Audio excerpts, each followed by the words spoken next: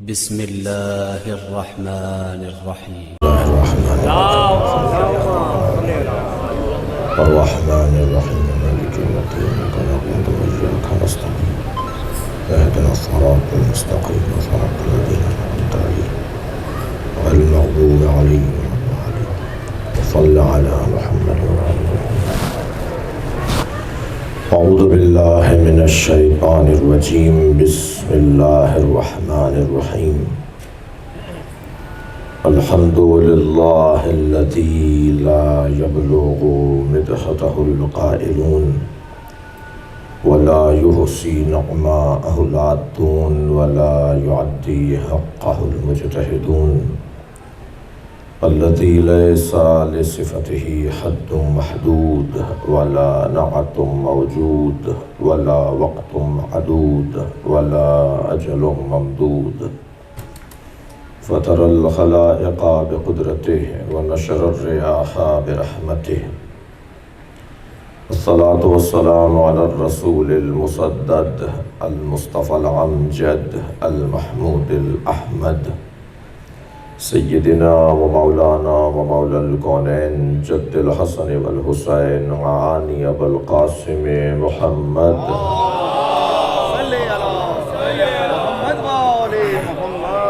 وآله الطيبين الطاهرين المعصومين الذين قال الله إنما يريد الله ليذهب عنكم الرجس أهل البيت ويطهركم تطهيرا.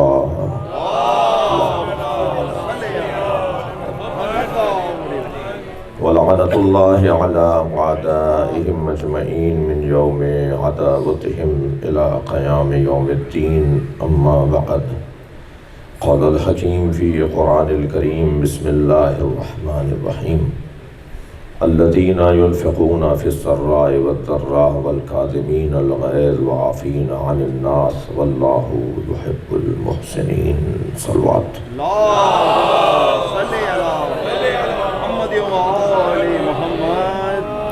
سورہ مبارکہ آل عمران کی 138ویں آیت ہے۔ آیت میں اللہ نے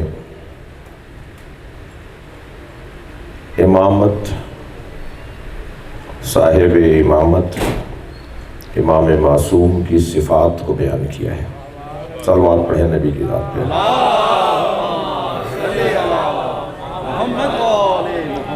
یہ میرے محترم سننے والوں کے ذہن عالی میں ہے کہ اللہ کا نہ تو کسی سے پڑوس ہے اور نہ ہی اللہ کی کسی سے رشتہ داری ہے۔ پڑوسیوں کا بھی خاص خیال رکھا جاتا ہے، کیسا ہی ہو، کیسا ہی ہے، جیسا بھی ہو پڑوسی ہے۔ اور رشتہ داروں کا بھی خیال رکھنا حکم معصوم ہے۔ رشتہ دار ہے، چاہے پڑھا لکھا ہو یا جاہل۔ رشتہ دار ہے، چاہے کسی بھی حلیے کا ہو، اس کے مثال کے طور پہ غریب ہو یا امیر ہو، رشتہ دار۔ حتیٰ رشتہ داروں کی تو اتنا زیادہ حکم ہے کہ ارحام اور رشتہ داروں کے ساتھ اپنا وصلت، اپنا تعلق گہرا رکھو، اس لیے کہ جو رشتہ داروں سے تعلق کو توڑ دیتا ہے اللہ اس کی عمر کو گھٹا دیتا ہے۔ اور اسی طرح پڑوسی بھی۔ مولا علی فرماتے ہیں نبی پڑوسیوں کے بارے میں اتنا تاکید فرماتے تھے کہ یہ احساس ہونے لگا اصحاب کو کہ کہیں میراث میں بھی ان کا حصہ نہ رکھ دیا جائے۔ جیسے رشتہ داروں، صلوات پڑھنے ذرا نبی کے ساتھ۔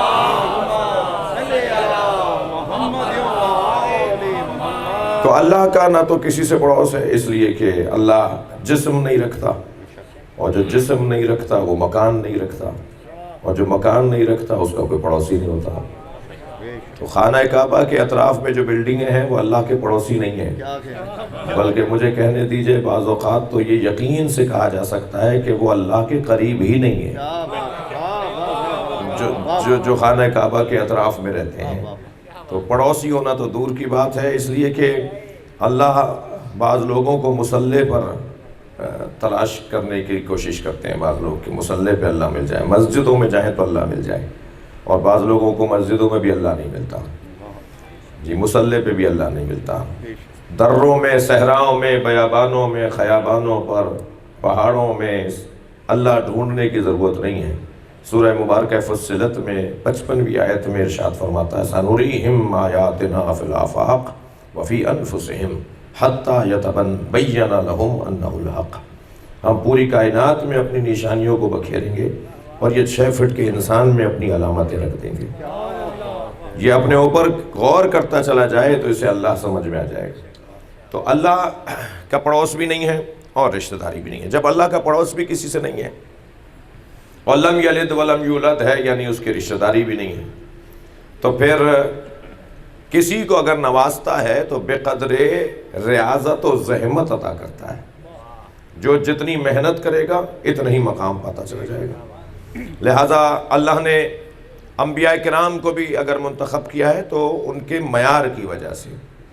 لہٰذا اگر میں اپنے ان بچوں کے لیے یہ کہتا ہوا گزروں کہ اللہ خاص انسانوں میں سے نبیوں کا انتخاب کرتا ہے، اس لیے حضرت آدم کو صفوت اللہ کہا جاتا ہے، جسے چنا ہے اللہ نے۔ اچھا عجیب داستان ہے، کوئی ہے نہیں مگر چن لیا ہے۔ صلوات پڑھیں ذرا محمد وآل محمد۔ ابھی آدم کے بچے آدمی ہیں نہیں، مگر اللہ کہہ رہا ہے کہ میں نے آدم کو چنا ہے۔ آدم صفوت اللہ ہے، چنے ہوئے ہیں۔ تو اللہ نبیوں کو منتخب کرتا ہے اچھے اور بڑے انسانوں میں سے، اور رسولوں کو نبیوں میں سے منتخب کرتا ہے، اور رسولوں میں سے اولو العزم پیغمبروں کو منتخب کرتا ہے، اور اولو العزم پیغمبروں کے معیار کے لوگوں میں اماموں کو منتخب کرتا ہے۔ جو اس معیار کے لوگ ہوں گے وہ امام بنیں گے۔ تو اب کوالٹی اور معیار اور جو ہے وہ میرٹ جسے آپ کہتے ہیں اپنی زبان میں، وہ تو پہلے دن سے ہی اللہ نے رکھا ہوا ہے۔ یعنی حضرت آدم کا انتخاب ہوا ہے، حضرت آدم کا انتخاب ہوا ہے، اور انتخاب ہوتا ہے کہ شرائط کے اوپر۔ ہم ایک عرصے سے یہی پکارتے آ رہے ہیں کہ جب ہر جگہ یہی آواز ہے کہ میرٹ پہ تقرری ہونی چاہیے، میرٹ پہ تبادلے ہونے چاہیے، میرٹ پہ پارٹی ٹکٹس ملنے چاہیے، میرٹ پہ داخلے ہونے چاہیے، تو میرٹ پہ نوکریاں ملنی چاہیے، ہر جگہ میرٹ میرٹ کی بات ہے۔ ہم بھی یہی کہتے آ رہے ہیں کہ نبی کے بعد میرٹ پہ ماننا چاہیے۔ کیا بات ہے، صلوات پڑھیں ذرا محمد وآل محمد۔ توجہ کر لیا آپ نے؟ تو اب حضرت آدم کو بھی اللہ نے انتخاب کیا ہے تو ان کے معیار کے مطابق۔ کیا معیار تھا بھائی حضرت آدم کا؟ کون سی کوالٹی تھی؟ کون سا میرٹ تھا؟ کیا قابلیت تھی حضرت آدم کی؟ بہت سیدھی سی بات ہے، قرآن کا واقعہ ہے اور تاریخ بشریت کا سب سے پہلا واقعہ ہے کہ اللہ نے فرشتوں سے بھی کہا کہ مجھے بتاؤ کہ یہ اسماء کیا ہیں، اور حضرت آدم سے بھی کہا کہ ان اسماء کے بارے میں انبئونی، مجھے بتاؤ کہ یہ کون ہے۔ تو فرشتوں نے تو یہ کہا کہ ما علم الا ما علمتنا، لا علم الا ما علمتنا، ہمارے پاس علم ہی نہیں ہے مگر جو ہے وہ وہی ہے جو تو نے دیا ہے۔ اچھا، جو تو نے ہمیں دیا ہے وہی علم ہے۔ تو حضرت آدم نے یہ نہیں کہا کہ جو تو نے علم دیا ہے وہی میرے پاس ہے۔ یہی فرق ہے آدم میں اور فرشتوں میں، یہی فرق ہے، معاف کیجئے گا، کسی چیز میں معلومات کو فیڈ کر دینا اور اس معلومات سے استنباط کرنے کی صلاحیت رکھنے والے میں۔ اب میں وہ انگریزی کا لفظ نہیں بول رہا ممبر پر، ادب نہیں ہے۔ کسی آپ مشین میں کوئی معلومات بھر دیں تو معلومات تو اس کے پاس بھی ہے، اور معلومات اس انسان کے پاس بھی ہے جس نے وہ معلومات بھری ہیں اس کے اندر۔ تو دونوں میں فرق کیا ہے؟ فرق یہ ہے کہ وہ پلس مائنس نہیں کر سکتا اور آپ استنباط کر لیتے ہیں۔ یہ فرق ہے فرشتوں میں اور آدم علیہ السلام۔ انہیں کہا گیا کہ بتاؤ یہ کون ہے، دونوں کا بتا دیا گیا تھا کہ یہ نام ہے اور یہ اسماء ہے، یہ اسماء ہے اور یہ مسمع ہے، یہ اسم ہے یہ مسمع ہے، جوڑ کے دکھاؤ، ذرا جوڑ کے دکھاؤ۔ آج یہ بچے جب اسکول جاتے ہیں تو انہیں یہی تو کروایا جا رہا ہے وہاں کہ ایک ٹوکری کے اندر بگڑی ہوئی تصویریں بھر دی ہیں، الف بے پے تے کی، کارٹون بنے ہوئے ہیں، اور سامنے چارٹ بھی لگا دیا الف بے پے تے کا، اے بی سی ٹی کا چارٹ بھی لگا دیا ہے، اور وہ ٹوکری میں وہ کارٹون بھی ڈال دیے ہیں، اے جو اس کے اوپر کارٹون بنا ہوا ہے، اے کا، بی کا کارٹون بنا ہوا ہے، اور بچوں سے کہتے ہیں کہ ذرا اسے دیکھو اور اس میں سے ڈھونڈ کے ذرا جوڑ کے دکھاؤ۔ اچھا، بچہ سمجھ رہا ہوتا ہے کہ میں کھیل رہا ہوں، جبکہ اسے نہیں پتا کہ اس کے ساتھ دھوکا ہو رہا ہے، اسے کھیل میں کچھ سکھایا جا رہا ہے۔ تو آج کے جدید نظام تعلیم والے یہ کہتے ہیں کہ تھیوری بھی ہو اور پریکٹیکل بھی ہو، یعنی نظریہ بھی ہو اور عمل بھی ہو، اور عقیدہ بھی ہو اور عمل بھی ہو. تو وہ اسے دیکھتے ہیں، وہ نظریہ ہے، اور اس کام کو جو کر رہے ہوتے ہیں جوڑنے والا کام، یہ ان کا عمل ہوتا ہے، یہ ان کی پریکٹیکل ہوتا ہے. تو یہ جدید کام جو آج کہا جاتا ہے، یہ اللہ نے بہت پہلے حضرت آدم کی صورت میں ان کے ذریعے سے بتا دیا ہے. وہاں اسما بھی بتا دیے تھے کہ میں ان پنجتن کو محبوب رکھتا ہوں، اور ادھر پنجتن کے انوار بھی رکھ دیے تھے کہ ان ناموں کو ان ذاتوں کے ساتھ جوڑ کر دکھاؤ، یہی تمہارا ہنر ہے.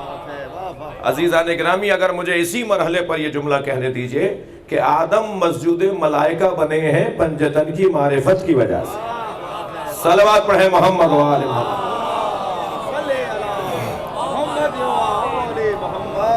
انہوں نے تو کہہ دیا کہ ہمارے پاس تو اتنا ہی علم ہے جتنا تو نے ہمیں دیا ہے. آدم کے پاس بھی اتنا ہی علم تھا، ورنہ عدل الہی پر حرف آئے گا، عدل الہی پر سوال اٹھے گا کہ دونوں کو ایک جیسی تعلیم نہیں دی مگر پیپر ایک جیسا لیا. دونوں کی ایک جیسی تعلیم ماننا پڑے گی، تب عدل الہی کے بارے میں ہمیں اطمینان آئے گا. فرق بس اتنا ہے کہ وہ یہ کرنے میں کامیاب ہو گئے کہ یہ جو نور ہے یہ محمد کا ہے، وہ علی کا ہے، وہ حسن کا ہے، وہ حسین کا ہے، وہ حسن کا ہے، وہ حسین کا ہے. اور وہ یہ کر نہیں پائے جنہیں فرشتے کہتے ہیں. تو پھر فرشتوں اور حضرت آدم میں علم اور استنباط کا مسئلہ تھا، یعنی معلومات کا ذخیرہ اور اس کے استعمال کی صلاحیت. معلومات کا ذخیرہ تو عزیزان گرامی بہت سے لوگوں میں ہوتا ہے. بہت سارے لوگ ہیں معاشرے کے اندر جن کے پاس معلومات کی وہ دماغ نہیں ہے، ان کا معلومات کی ٹوکری ہے. کمال اس کا ہے جو معلومات کے ذخیرے سے بر وقت کوئی فیصلہ لے پائے. جو بر وقت فیصلہ لے لے وہی ہے قابل انسان. اور یہ قابلیت حضرت آدم نے ثابت کر کے دکھائی. تو فوراً آواز آئی کہ آدم کو سجدہ کرو، اس کے آگے جھک جاؤ، اس کے آگے اپنے آپ کو پیش کر دو، تسلیم ہو جاؤ اس کے آگے. اب سربراہ اور تمہارا بڑا اور اس مخلوق کے لیے سب سے بڑا وجود آدم کا ہے. تو یہ صفت جو ان کو علیہ السلام بنا گئی، جو انہیں مسجود ملائکہ کر گئی، وہ ان کی صفت تھی، ان کے اندر معیار تھا، قابلیت تھی، اہلیت تھی. اس کی وجہ سے ایسا ہوا.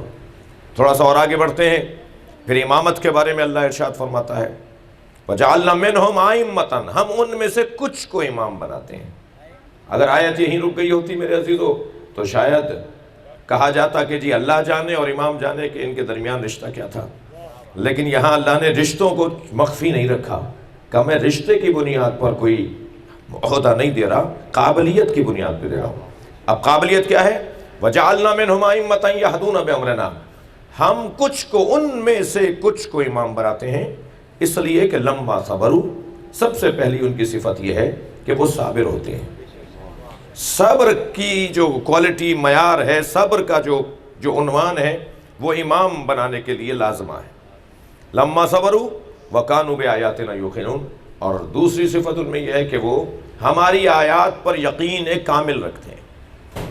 تو منصب امامت پر فائز وہ ہوگا کہ منصب امامت پر فائز وہ ہوگا جو صبر میں بھی سب سے آگے ہوگا. اچھا یہ میرے بچے ذرا ایک دفعہ توجہ کریں اس بات کی طرف کہ صبر، رونا، گریہ کرنا اور گریہ نہ کرنا اور آنسو نہ بہانا، یہ صبر کے مفاہیم نہیں ہیں. صبر کا نہ رونے سے کوئی تعلق نہیں ہے. جو نہیں روتا وہ صابر ہے، یہ بات غلط ہے. جو رو رہا ہے وہ بے صبرہ ہے، یہ بات غلط ہے.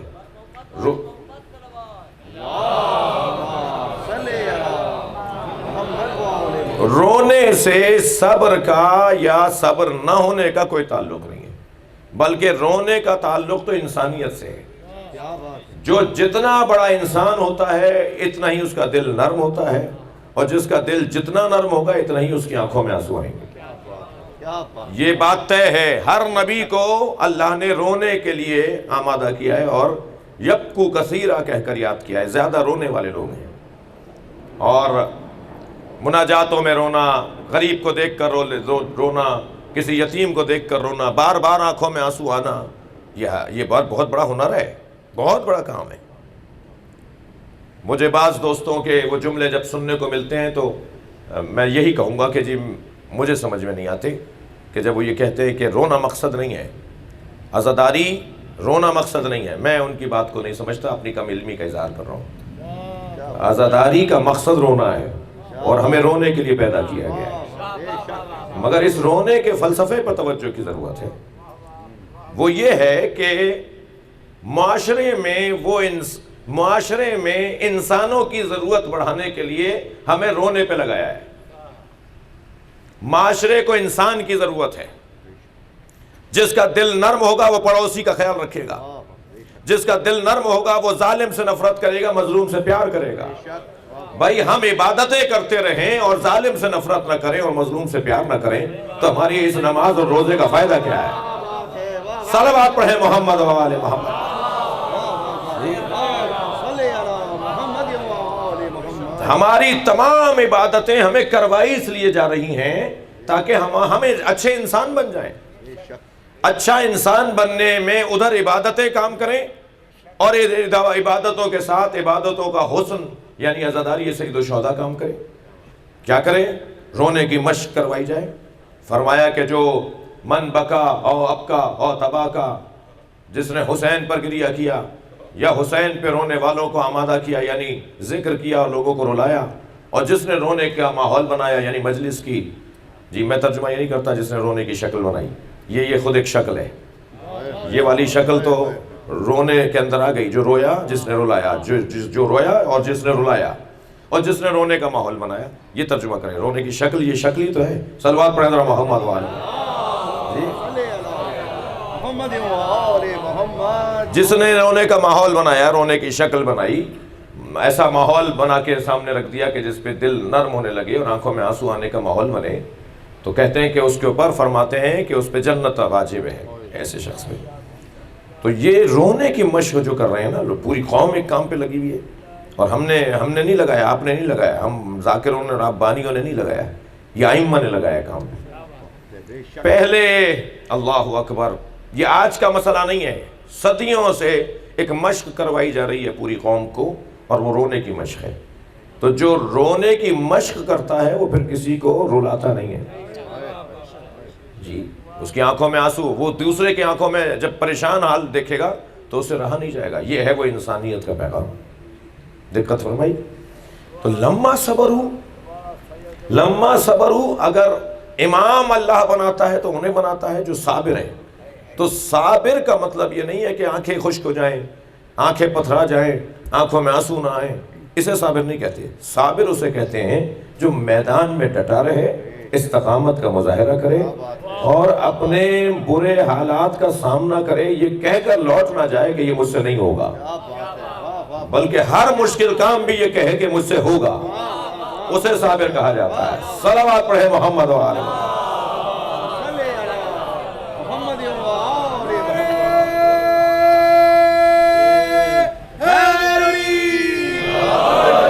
استقامت لما صبرو، امامت کا پہلا عنوان انتخاب صبر ہے۔ وَكَانُوا بِآيَاتِنَا يُوقِنُونَ، اور ہماری آیات پر یقین کامل رکھتے ہوں، ایک بال برابر بھی شک ان کے چاہنے والوں میں نہ ہو، ان کا مقام تو اور بلند ہے۔ یہ امامت کی شرائط اللہ نے قرآن سورہ سجدہ تھا، یہ جو میں نے آپ کے سامنے آیت پڑھی، اس کے اندر امامت کی شرائط کو بیان کر دیا۔ اور یہ جو آیت میں نے آپ کے سامنے تلاوت کی ہے، یہ آیت ہے سورہ بقرہ کی آیت، معاف کیجیے گا سورہ آل عمران کی آیت، اور اس کے اندر اللہ سورہ آل عمران 138ویں آیت، اس میں اللہ امامت کی شرائط کو اور صفات کو بیان کر رہا ہے۔ الذین ينفقون فی السراء، وہ لوگ جو بانٹ دیتے ہیں، عطا کرتے ہیں، بخش دیتے ہیں، تقسیم کر دیتے ہیں، دے دیتے ہیں۔ الذین ينفقون فی السراء، کہ جب ان کے پاس ہوتا ہے، وَالضَّرَّاء، اور جب نہیں بھی ہوتا۔ کمال تو یہ ہے۔ صلوات پڑھیں ذرا محمد و آل محمد۔ جی اب امامت کی شرائط دیکھیے، امام موسیٰ کاظم علیہ السلام کی مصائب پر مجلس مکمل کریں گے۔ امامت کے شرائط دیکھیے، الذین ينفقون فی السراء، اچھا ينفقون ہے، جی ينفقون یہ دیتے ہیں اور دیتے رہیں گے۔ ينفقون فعل مضارع ہے، حال اور مستقبل کو شامل ہوتا ہے۔ کچھ ایسے لوگ ہیں جو دیتے ہیں اور دیتے رہیں گے. اب ہم جلدی میں ترجمہ کر جاتے ہیں کہ کچھ ایسے لوگ ہیں جو عطا کرتے ہیں دیتے ہیں، یہ تو حال ہو گیا جی. وہاں مستقبل کی بات بھی ہے. کچھ ایسے لوگ ہیں جو دیتے ہیں اور دیتے رہیں گے، فی السراء، جب ان کے پاس ہوگا، مال ہوگا، دولت ہوگی تو وہ دے دیں گے، بانٹ دیں گے. وضراء، اور جب نہیں ہوگا، ان کے پاس کچھ بھی نہیں ہوگا، تب بھی بانٹ دیں گے. یہی آیت میرے پاس ایک جوان لے کر آیا، کہنے لگا مولانا پیسے ہوں گے تو بانٹیں گے نا. میں نے کہا بھائی تمہارے پاس پیسے ہوں گے تو بانٹو گے، یہی تم نے غلط سمجھا ہے کہ سخاوت اسے کہتے ہیں کہ جب پیسے ہوں تو بانٹیں. نہیں، تم بانٹنے والے ہوتے تو تمہارے پاس پیسے ہوتے. صلوات پڑھیں محمد و آل محمد. جی، سخاوت کا پیسے سے کوئی تعلق نہیں ہے. کیا بات ہے، واہ واہ واہ. جس کے پاس پیسہ ہو وہ سخی ہو جائے تو پھر یہ عزیزان گرامی اللہ کا نظر. سخاوت ایک امر قلبی ہے، ایک کیفیت نفسانی ہے، اندر سے صلاحیت ہوتی ہے. ایک آدمی جس کی 10 لاکھ روپے تنخواہ ہے، اس سے 100 روپے بھی مسکینوں کے لیے نہیں نکل رہے، اور جو صبح سے لے کر شام تک ٹھیلا لگائے کھڑا تھا اور 100 روپے بچا کے لایا ہے، وہ بھی آتے آتے 20 روپے بانٹ کر آ گیا. تو ہم کیسے کہتے ہیں کہ وہ سخی ہے اور یہ سخی نہیں ہے؟ اللہ کے یہاں گنا نہیں جاتا، تولا جاتا ہے. صلوات پڑھیں محمد و آل محمد. اللہ کی خاطر کون دے رہا ہے؟ ممکن ہے کسی کے 5 لاکھ قبول نہ ہو اور ممکن ہے کسی کے 50 روپے قبول ہو جائے. تو سخاوت کا تعلق پیسے سے نہیں ہے. سخاوت ایک امر قلبی ہے، ایک کیفیت نفسانی ہے. جس کے پاس وہ کیفیت ہوگی اسے سخی کہا جائے گا. اب آیت بڑی عجیب ہے اور بڑا حسین منظر ہے کہ الذین ينفقون، وہ کچھ لوگ دیتے ہیں جب ان کے پاس ہوتا ہے. یہ تو بات سمجھ میں آ رہی ہے. جب نہیں ہوتا جب بھی دے دیتے ہیں، جب نہیں ہوتا تب بھی دیتے ہیں. وہ کیا دیتے ہیں؟ دیکھیے، اخلاقی پیغام بھی ہے اور سیرت اہل بیت کا ایک عنوان بھی ہے. ہمیشہ کسی پریشان حال انسان کو پیسے سے ہی خوش نہیں کیا جا سکتا. کوئی پریشان حال انسان آپ کے پاس آئے تو آپ اسے پیسے دے دیں تو یہی خوشی نہیں ہے اس کی. آپ ایک مسکراتے ہوئے چہرے کے ساتھ اس سے بات کر لیں. وہ کہے گا جی مجھے یہ 10,000 نہ دیتے مگر مسکرا کے تو بات کرتے ہیں. انہوں نے 10,000 تو دے دیے مگر چہرہ ایسا بگاڑا ہوا تھا تو اسے وہ 10,000 بھاری رہیں گے. صلوات پڑھیں ذرا محمد و آل. جی، مسکرا کے بات کرنا. لہذا میں ان بچوں اور جوانوں سے کہوں گا کہ اب انچولی کی میری مقدس آبادی ہے، اس کے اندر اتنی جلدی تو مجلس پہ بیٹھنا میرے لیے بہت یعنی نئی سی بات ہو رہی ہوگی. کچھ لوگ تو بعد میں کہیں گے میرے بھائیوں سے کہ یہ کیا ہوا بھائی، پڑھ کے بھی چلے گئے.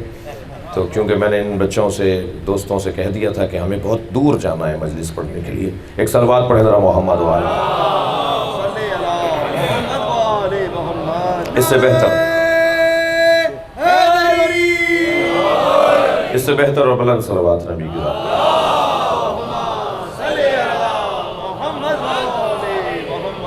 تو حدیث میں آپ کو سنا رہا ہوں کہ نبی فرماتے ہیں کہ مسکرا کر کسی سے بات کرنا بھی انسان کی زندگی کی زکوٰۃ ہے.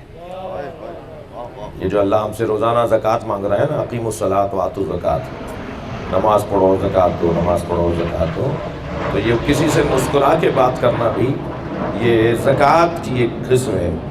البتہ شرعی تقاضوں کا خیال رکھیے گا. صلوات پڑھیں ذرا محمد و آل.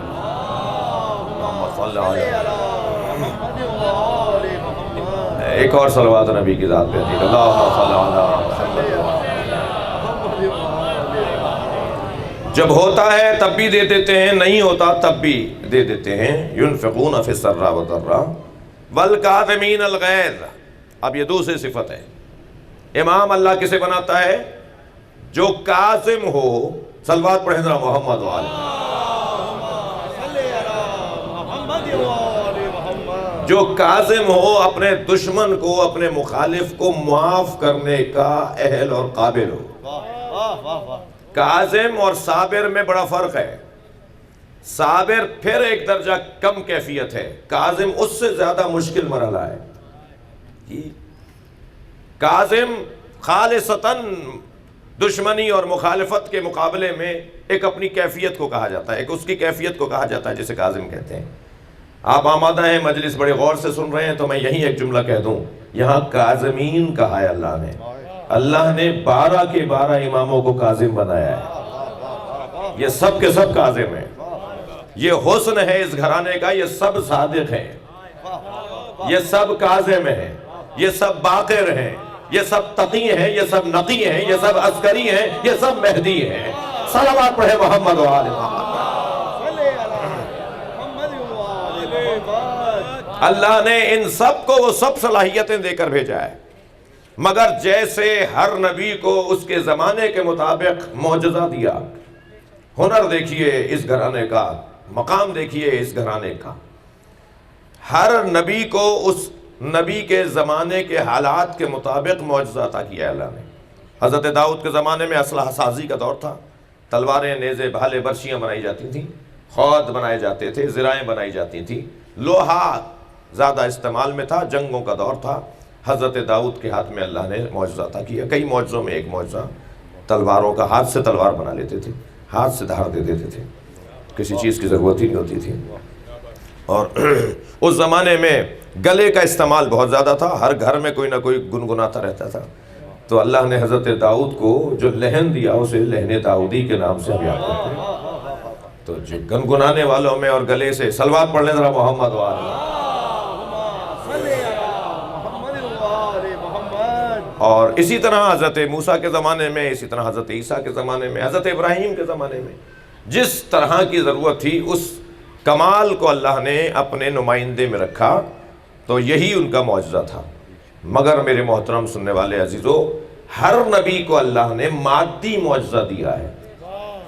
کمال ہے ہمارے نبی کا اور نبی کے 12 وصیوں کا، 12 اماموں کا اور سرکار دو جہاں کا یہ کمال ہے کہ ہر نبی کو اللہ نے مادی معجزہ دیا۔ مثال کے طور پر عصائے حضرت موسیٰ، آج عصائے حضرت موسیٰ کسی میوزیم سے مل جائے اور آپ دریا پہ مار کے دکھائیں، اگر رستہ بن جائے تو جانو، کسی پتھر پہ مار کے دکھائیں چشمہ نکلے تو پتہ چلے۔ عصا تو وہی ہے، شاید اس کی جو ایک ادارہ ہوتا ہے جو تصدیق کرتا ہے کہ کتنا پرانا ہے، تصدیق کرتا ہے یہ وہی ہے یا نہیں ہے۔ آج تو یہ بھی سائنس نے طے کر لیا نا کہ معلوم ہو جاتا ہے، تو ممکن ہے یہ طے ہو جائے کہ ایسا وہی ہے، مگر وہ ایسا معجزہ نہیں دکھائے گا، اس لیے کہ وہ عمل تھا، اور عمل زمانے کا محتاج ہوتا ہے، زمانہ بدلتا ہے، عمل ختم ہو جاتا ہے۔ لیکن اللہ نے ہمارے نبی کو اور ائمہ اہل بیت کو عملی معجزے نہیں دیے ہیں، بلکہ علمی اور روحانی اور معنوی معجزے دیے ہیں، جو ہر زمانے کی ضرورت ہے، جو ہمیشہ کی ضرورت ہے۔ یہاں دوسری صفت یہ ہے کہ یہ کاظمین ہیں، غصے کو پی جانے والے ہیں، غصے کو ختم کر جانے والے ہیں، یہ کاظم ہیں، کظم غیظ کرنے والے ہیں۔ والعافین عن الناس، اور تیسری صفت یہ ہے کہ یہ لوگوں کو معاف کرنے کی سب سے زیادہ صلاحیت رکھتے ہیں۔ امامت کی صفات دیکھیے ذرا، قرآنی صفات، یہ لوگوں کو معاف کرنے کی سب سے زیادہ صلاحیت رکھتے ہیں۔ بیان مصائب میں نہیں ہوں، لیکن یہ بات آپ نے بارہا پڑھی اور سنی ہے کہ جب حسین ابن نمیر آیا ہے، امام سجاد کے گھر ٹھہرا ہے، تو نقاب لگائے رکھا، اس نے نقاب لگائے رکھی کہ کسی طرح یہ پہچانے نہیں، لیکن جب دوسرے دن جانے لگا اور امام نے فرمایا اس کے پاس سواری نہیں ہے، اسے گھوڑا بھی دے دو، تو اس نے کہا کہ آپ نے مجھے پہچانا نہیں، تو حضرت نے فرمایا میں اپنے بھائی علی اکبر کے قاتل کو کیسے بلاؤں گا؟ فرق یہ ہے کہ کل ہم تمہارے مہمان تھے، آج تم ہمارے مہمان ہو۔ کھانا بھی کھلایا، سواری بھی دی، آرام بھی کروایا۔ یہ گھرانہ والعافین عن الناس درگزر کرتے ہیں، یہ رستے کے پتھروں پہ رکتے ہی نہیں ہیں۔ یہ میرے اور آپ کے لیے رکاوٹیں اور پتھر ہوں گے، بیریئر ہوں گے کہ ہم ایک چیز کو لیے بیٹھے ہیں 10 سال سے۔ آگے بڑھو، بعد والی مرحلوں کو دیکھو، بعد والی منزلوں کو دیکھو، تمہارا مطلب اور مقصد تو کہیں اور تک جانا تھا، یہ تم اس میں الجھ کے 4 دن ضائع کر رہے ہو اپنے۔ یہ پیغام ہے ائمہ اہل بیت کی اس زندگی کا، ان صفات کا۔ والعافین عن الناس واللہ یحب المحسنین۔ اور چوتھی صفت کہہ لیجئے یا چوتھا عنوان فضیلت کہہ لیجئے ائمہ کا، وہ یہ ہے کہ اللہ محسنوں سے محبت کرتا ہے۔ اللہ اکبر، امت تو محسنوں کو بھلا دیتی ہے یہ کہہ کر کہ ابو طالب نے کلمہ ہی نہیں پڑھا، لیکن اللہ محسنوں کو ہمیشہ یاد رکھے گا، اور جس سے اللہ محبت کرتا ہے تو پھر اللہ ہی ان کی محبت دلوں میں ڈالتا ہے۔ لہٰذا قرآن ایک اور مرحلے پر ارشاد ہوتا ہے ان الذین آمنوا وعملوا الصالحات سیجعل لهم الرحمن ودا، صاحبان ایمان اور صاحبان کردار کو اللہ زندہ دیکھنا چاہتا ہے، ان کی محبت کو لوگوں کے دلوں میں اللہ ڈالتا ہے۔ میرے اور آپ کے دل میں اگر ان ہستیوں کی محبت ہے تو یہ اللہ نے ڈالی ہے۔ اور عزیزو، یہ گھرانہ ان تمام صفات کا حامل، اور کچھ ائمہ اہل بیت کی زندگیوں میں کچھ صفتیں زیادہ ظہور پذیر ہوئیں کہ جس کی وجہ سے وہ صفت ان کا لقب بن گئی۔ جی، کاظم سب ہیں مگر یہ صفت سب میں صفت ہے، امام کاظم کے ہاں لقب ہے۔ صادق سب ہیں، ہر امام کے ہاں یہ صفت ہے، مگر امام جعفر کے ہاں یہ لقب ہے۔ جب صفت غالب آ جائے ذات کے اوپر تو وہ لقب بن جاتی ہے۔ صلوات پڑھیں ذرا محمد و آل محمد۔ اور یہاں صفت قزم اور صفت کاظم امام کے ہاں لقب قرار پایا ہے۔ زندگی کا بڑا حسین اور نادر منظر ہے جب امام موسیٰ کاظم کی زندگی پہ غور کریں۔ موسیٰ اللہ نے دو رکھے ہیں، تھک تو نہیں رہے میری باتوں سے؟ موسیٰ اللہ نے دو رکھے ہیں، ایک موسیٰ نبیوں میں رکھا ہے، ایک موسیٰ اماموں میں رکھا ہے۔ ایک موسیٰ کا بھائی ہارون ہے، ایک موسیٰ کا دشمن ہارون ہے۔ خبردار ناموں پہ نہ جانا۔ صلوات پڑھیں محمد و آل محمد۔ ہمارا اس سے غرض ہی نہیں کہ کس کا کیا نام ہے، ہم تو نام کو کام کی بنیاد پر تعظیم دیتے ہیں۔ جی، یہاں بچپن سے لے کے جب سے حضرت کی ظاہری تشریف فرمائی ہوئی ہے دنیا میں، اس وقت سے لے کے معجزات ہی معجزات کا اظہار ہے۔ ایک ہفتے کی ظاہری طور پر ولادت گزری ہے، ظہور ظاہر امر الہی ظاہر ہوا ہے ایک ہفتہ پہلے، اور میرے مولا امام جعفر صادق علیہ السلام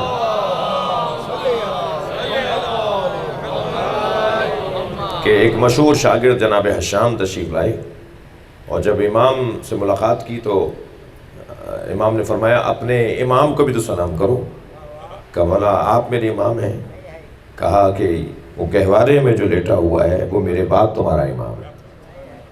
تو تعجب سے آگے بڑھے اور آواز دی السلام علیکم، تو جواب حضرت نے فصیح عربی میں جواب دیا، اور جیسے ہی مولا امام موسیٰ کاظم نے جواب دیا تو فوراً دوسرا جملہ فرمایا کہ کل تم نے اپنی بیٹی کا نام حمیرہ رکھا ہے، ہمیں یہ نام پسند نہیں ہے، نام بدل دو۔ وہ کہتے ہیں میں یہ بتانا ہی آیا تھا کہ اللہ نے مجھے بیٹی دی ہے، میں نے نام حمیرہ رکھا ہے، اس سے پہلے کہ حشام بتاتے امام موسیٰ کاظم نے پہلے بتا دیا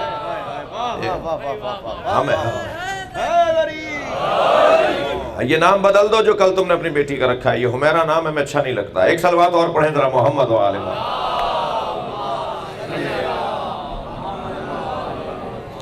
یہ اول ظاہری حیات کے اوائل سے لے کر اور امام کی شہادت تک معجزے ہی معجزے ہیں آپ کی زندگی میں۔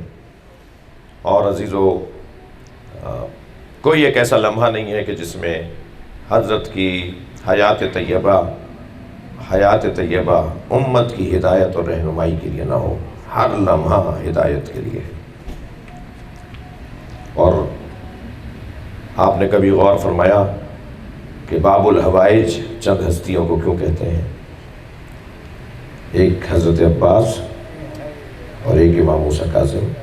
باب الحوائجوں میں دو یہ نام بڑے روشن نام ہیں، اور باب الحوائج جس کے دروازے سے اللہ عطا کرے، جب اس سے مانگا جائے تو اس کے ذریعے سے ملے، حاجتوں کا دروازہ اس کا ایک سبب ہے۔ جس نے اپنی ذات کی نفی کی اللہ نے اسے اپنا قرب عطا کیا ہے۔ حضرت عباس بھی 36 سال تک کربلا کا انتظار کرتے رہے۔ ہر جگہ یہی کہا جاتا تھا کہ عباس یہ کربلا نہیں ہے، تمہیں کربلا کے لیے مانگا گیا ہے۔ اور جب کربلا پہنچے ہیں تو حضرت عباس نے جس شان سے کربلا میں خیمے لگائے ہیں وہ بتاتے ہیں کہ حضرت عباس کو کربلا کا کتنا انتظار تھا۔ حضرت عباس کو، اور پھر جب نہر سے خیمے ہٹانے کے لیے شمر کا لشکر بڑھائے تو اس وقت جلال ابو الفضل عباس دیدنی تھا کہ خط کھینچ کر کھڑے ہو گئے تھے کہ کسی میں ہمت ہے تو خط باندھ کے دکھائیں۔ اور پھر توجہ چاہوں گا، پھر اس کے بعد جب لشکر آگے بڑھا تو حضرت امام حسین علیہ السلام نے جناب زینب سے کہا کہ بہن عباس کو بلا لو۔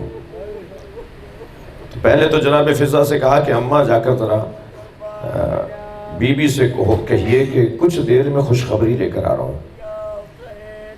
لیکن جناب فضہ دوبارہ آئیں اور فرمایا عباس آقا زادی کہتی ہیں تم آتے ہو یا میں آ جاؤں؟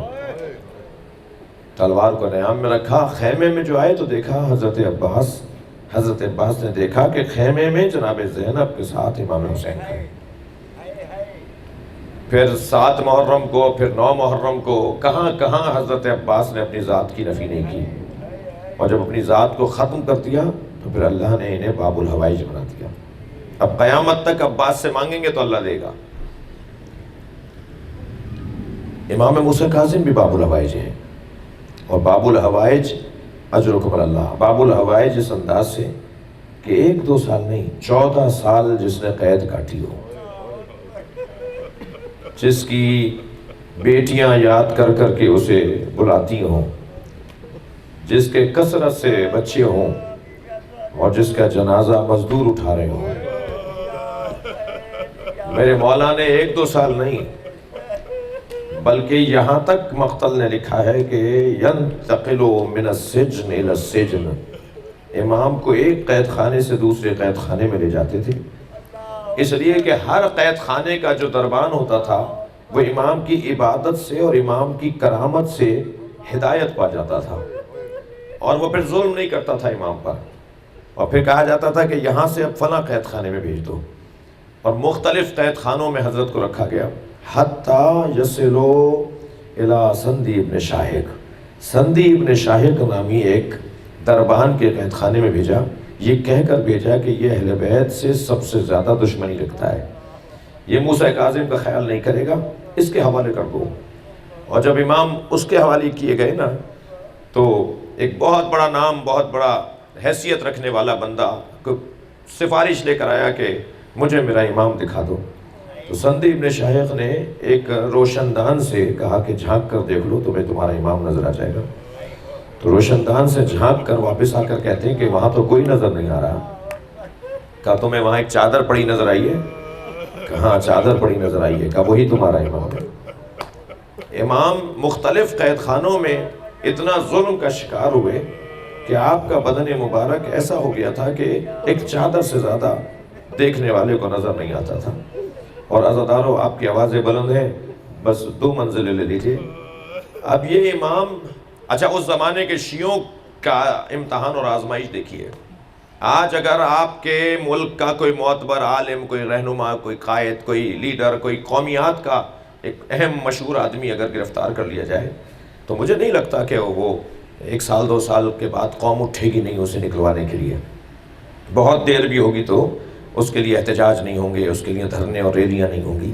مگر اس زمانے کے شیعوں کی آزمائش تو دیکھیے، 14 سال تک ان کا امام معصوم قید میں ہے۔ جی آج آپ بہت اچھے دور میں ہیں، امام کے ظہور کی دعا کیا کریں جب آنکھوں میں آنسو آیا کریں، وہ کتنا مشکل دور ہوگا۔ اب ذرا ایک روایت سنیے اور اس پہ میں مجلس مکمل کر رہا ہوں۔ ایک بہت بڑا نام ہے اس زمانے کا، ابو العطا۔ ابو العطا چند بڑے ادیبوں اور شاعروں میں سے ایک نام ہے۔ ابو العطا شاعر ہے، غزل کا شاعر ہے، بہت بڑا ادیب ہے۔ ہارون رشید کا دربار روزانہ رات میں سجتا تھا غزلیں سننے کے لیے اور میخاری کے لیے اور دیگر کاموں کے لیے۔ تو ایک مرتبہ وہاں بیٹھے ہوئے کسی شخص نے کہا کہ آج ابو العطا کو بغداد میں دیکھا گیا ہے، ابو العطا کو بغداد میں دیکھا گیا ہے۔ تو دوسرے نے کہا کہ وہ تو مدینے کا رہنے والا ہے، بغداد میں ابو العطا کا کیا کام؟ کہا جی میں نے دیکھا ہے، ڈھونڈ مچی، ڈھونڈا تو ایک سرائے میں ایک مسافر خانے میں ابو العطا ٹھہرے ہوئے تھے. ہارون نے کہا بلا لاؤ. اب حاکم میں وقت ہے, بلا لیا گیا. کہا ابو العطا یہاں کہاں؟ کہا میں اپنے کسی ذاتی غرض سے بغداد آیا ہوں, رہنے والا وہ مدینے کا ہی ہے. کہا ذرا اپنا فلاں کلام سناؤ. تو انہوں نے کلام سنایا. کہا اچھا کل بھی آنا, فلاں کلام سناؤ. اب روزانہ کلام سن رہے ہیں ان سے, اور جب اس سے خوب کلام اور غزلیں سن لیں. اب دیکھیے ذرا اس وقت کے چاہنے والوں کی آزمائش. جب ابو العطا سے کلام سن لیے تو ایک ایسے کلام کی خواہش کی کہ جو شہرۂ آفاق کلام ہے ابو العطا کا. کہ وہ بھی سناؤ. کہ حضور میں نے آپ کو جو آپ نے کہا میں نے کلام سنا دیا, اب مجھے یہ فرمائیں کہ اس کے سنانے پہ مجھے کچھ عطا کریں گے, آپ کچھ دیں گے؟ کہنے لگا جو مانگو گے دوں گا. تو کلام سنانے کے بعد کہا آپ نے کہا تھا جو مانگوں گا دو گے, تو میں آپ سے ایک التجا کر رہا ہوں, میرے امام کو آزاد کر دیں. اللہ رے غربت, اللہ رے مصیبت, اللہ رے شیعوں کا امتحان. کہ میرے امام کو اپنی قید سے آزاد کر دیں. تھوڑی دیر کے لیے تو ہارون رشید سوچتا رہا اور کہا ابو العطا 2 دن بعد ہم تمہارے امام کو آزاد کر دیں گے, جا کے زندان کے دروازے سے اپنے امام کو لے لو. اب میں آپ رونے والوں سے پوچھوں کہ کتنا خوش گیا ہوگا اپنے بچوں کے پاس. کسی شیعہ کی وجہ سے اس کا امام آزاد ہو رہا ہو, کسی کی وجہ سے اس کا پیشوا, اس کا معصوم امام آزاد ہو رہا ہو. کہا ہوگا کہ دیکھو میں اتنا بڑا کام کر کے آ گیا, 14 سال بعد میرا امام آزاد ہو رہا ہے. خوشی دوسرے دن جا کے زندان کے دروازے پر کھڑا ہو گیا. کچھ قیدیوں کو لایا جا رہا تھا, کچھ قیدیوں کو آزاد کیا جا رہا تھا. ہر دفعہ دروازہ کھلتا تھا تو یہ پوچھتے تھے آج میرے امام کو آزادی ملنی ہے, اور دربان کہتا تھا ذرا صبر کرو تمہارے امام کو آج آزادی ملے گی. جب بہت دیر گزر گئی اور عصر کا وقت آ گیا تو دروازہ کھلا, کیا دیکھا, ایک تختے پہ 4 مزدور جنازہ اٹھا کے لا رہے ہیں اور آواز دیتے جا رہے ہیں پہچانو یہ شیعوں کا امام ہے. ابو العطا نے آگے بڑھ کر کاندھا دیا, مولا کا جنازہ لے جا کر ان مزدوروں نے اجرکم اللہ, آوازیں بلند ہو گئی, مجلس میرا بیان مکمل ہو گیا. اس جنازے کو لے جا کر, امام کے جنازے کو لے جا کے قلعہ بغداد پہ رکھ دیا گیا. 1 رات پہلے بغداد کے ایک لوہار کے خواب میں جناب زہرا آئیں اور بی بی نے آ کر کہا کل میرے حسین کے ہاتھوں سے بیڑیاں اتار دو, ہتھکڑیاں اتار دو, توق اتار دو میرے حسین کے ہاتھوں سے. وہ کہتا ہے کہ مجھے سمجھ میں نہیں آیا کہ حسین کے ہاتھوں میں کون سی ہتھکڑیاں ہیں, میں کیسے حسین کے ہاتھوں سے اور پیروں سے بیڑیاں اتاروں گا. لیکن عزادارو جب شور مچا کہ ایک زنجیروں میں ایک جنازہ ہے جسے بغداد کے پل پہ رکھا ہوا ہے, تب اسے سمجھ میں آیا کہ فاطمہ کا یہ حسین ہے, اور اس نے جا کر امام موسیٰ کاظم کے ہاتھوں سے ہتھکڑیاں اتاری, پیروں سے بیڑیاں اتاری. عزاداروں مجلس مکمل ہو گئی. بس ایک جملہ سن لیجئے, سلام ہو حسین ابن علی پر. مولا موسیٰ کاظم آپ کا جنازہ مزدوروں نے اٹھایا, آپ کا جنازہ پل بغداد پہ رکھا, پھر مقابر قریش میں جا کر بنی ہاشم کے قبرستان میں لے جا کے آپ کا جنازہ دفنایا گیا.